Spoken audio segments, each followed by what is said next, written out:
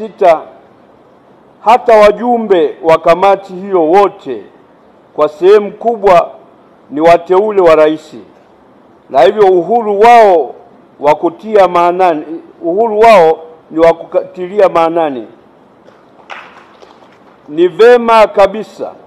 kuwa kamati hii iwe ya kijaji, yani ya majaji, kama ile iliyoundwa kuchunguza mambo yanayohusu majaji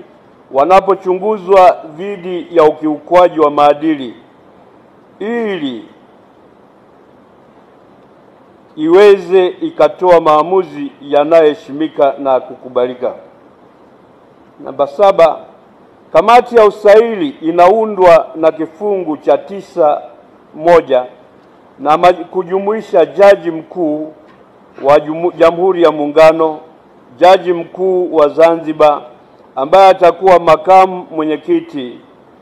na makamu mwenyekiti wa Tume ya Haki za Binadamu,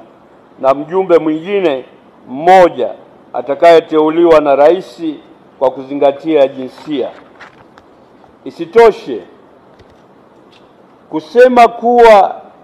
hiki ni kitu kipya, na kama tulivyosema hiki ni kitu ambacho hakimo katika katiba, ili kamati hii iweze kuwa na nguvu na iaminike, ni lazima ianzishwe na katiba, na vile vile wajumbe wake wawe ni tofauti na hawa ambao wanaonekana ni wateule wa rais. Kama tutakavyoonyesha hapo chini,